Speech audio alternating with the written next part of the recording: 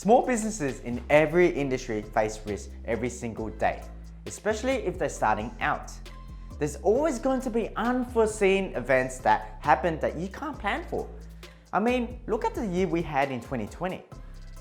Anything can just change in a split second and it can cause devastating consequences if you're not protected.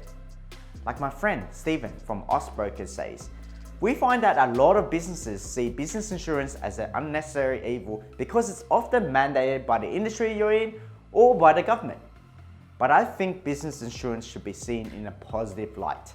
If you can work out what risks your business faces and get solid advice from an expert business insurance broker, you can control your business strategy instead of being vulnerable to nasty surprises that could happen. One of my clients had just set up a restaurant, and before they even made a single cent and opened to the public, their delivery guy slipped and fell while delivering stock. So before the restaurant even had a chance to make some money, they already had an insurance claim. And thank goodness though, my client had personal liability insurance and his insurance company handled the whole claim from start to finish. So in today's video, I want to chat a bit about the different types of insurances that a business can get. But before I get into it, keep in mind that this video provides general information, so you want to consider getting personalized advice from an expert business insurance broker. I'm just an accountant. We want to provide some information to guide businesses to the right direction. So let's get started. Right, okay. So the first popular business insurance I want to talk about is public liability insurance. With more and more people taking businesses to court when they feel they've suffered a loss, it's become even more critical for businesses to protect themselves. Public liability insurance basically protects a small business against financial loss in instances where they have been found liable for damage caused to a third party's property or where another person has suffered injury or even death. There is some confusion out there whether or not public liability insurance is compulsory for businesses in Australia. The short answer is no, but some industries and trades have to have public liability insurance if it's set out by the industry association they're with, or if the local government issues their trade licenses, like an electrical contractor. Also, if you're leasing a business premises, the landlord would not lease the premises to you until you have public liability insurance. So, it's not necessarily a law to have public liability insurance, but there could be other consequences if you don't have proper coverage. For example, other businesses might refuse to do work with you, or you could end up losing valuable business assets if you have a claim against you and no insurance to cover it. I'm sure you're wondering what this is all going to cost you. Well, the cost depends on a couple factors, such as the type of business you run, the size of the business, how much cover you need, your reliance on subcontractors, and whether your business is involved in a high-risk activity or a dangerous location. So it could range from $300 to $1,000. And the best thing you could do is speak to a broker and compare a couple of quotes. This way you know exactly what you're paying for. At the end of the day, having to pay extra costs towards insurance seems like a nuisance, but it could end up saving you a ton of money in the long run. Next up, I want to talk about professional indemnity insurance. Professional indemnity insurance is also sometimes called professional liability insurance. It's designed to protect you and your business if you have made a mistake as a specialized service or provided incorrect advice and the client sues you and the business. I have a horror story for this one. An acquaintance of mine who runs another accounting firm, not mine, okay, had a client call and ask for tax advice about transferring his property to another entity. And the staff member who picked up the phone and ended up giving him advice actually gave the wrong advice, and the client was hit with a six-figure tax bill when he sold the property. So of course, he sued the accounting firm for giving incorrect advice. Now imagine what impact that would have had if the small accounting firm had to cover the cost of the six-figure tax bill. Thankfully, they had the professional indemnity insurance which covered the cost of the lawsuit. It would also protect you against unfair claims. For example, if a client falsely accuses you of shoddy work, your professional indemnity insurance policy would cover the cost of investigation, legal fees, and even the cost of defending your reputation. Obviously, there are limits to how much protection professional indemnity insurance can offer. For example, if you're using your client's information to open a credit card for yourself, that's a criminal conduct and you should really go to jail. And you will not be covered by your policy as well. Your policy will also not cover if you only take out the policy once a client has already laid a complaint on you. So does the professional indemnity insurance break the bank? Well, same as with public liability insurance, there are a lot of factors that go into your premium costs, like the number of staff you have and what your turnover is. Businesses with a lower annual turnover will enjoy a lower premium. That's because you face less financial risk than others. Who your clients are and what industry you're in also impacts the costs.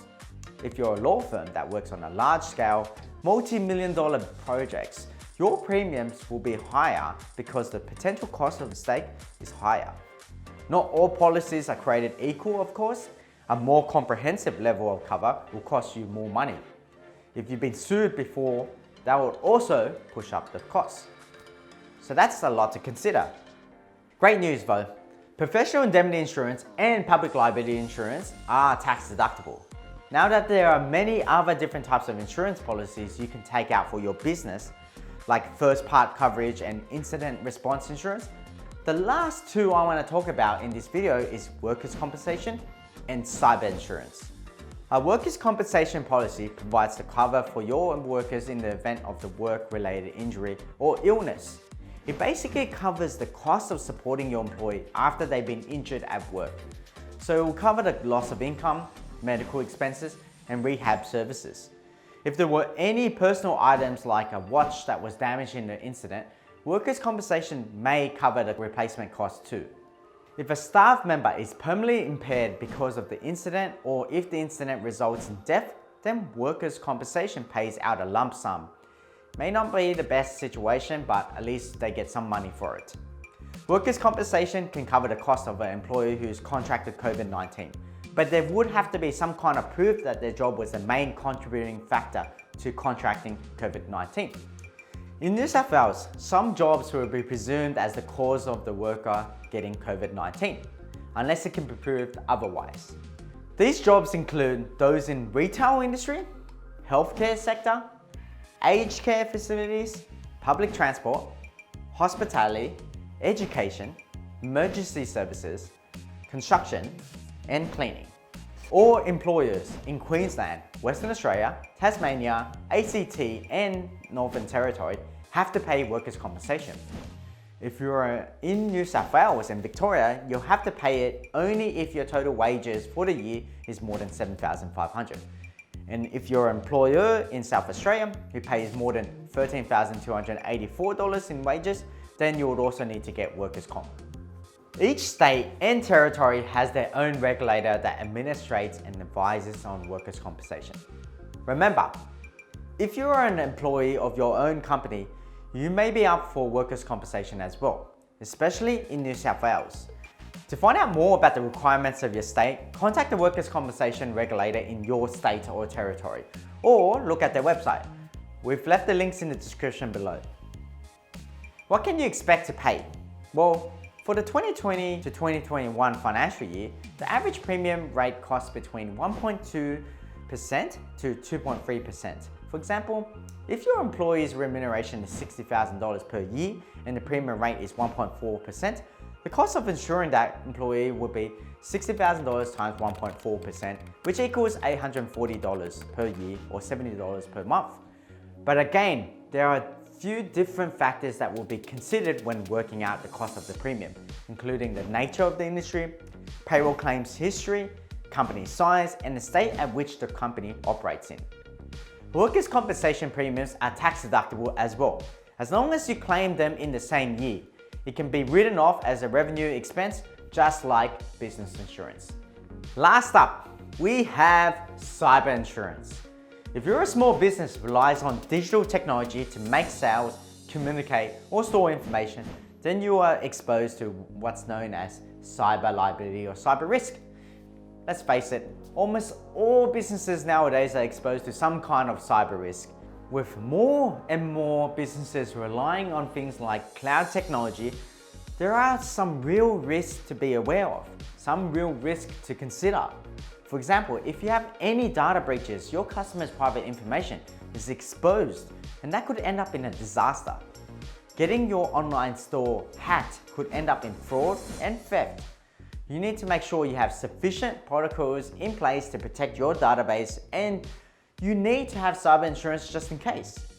Depending on the situation, you may be up for hundreds or even thousands of dollars in ransom fees, IT solution costs to unlock and repair your systems.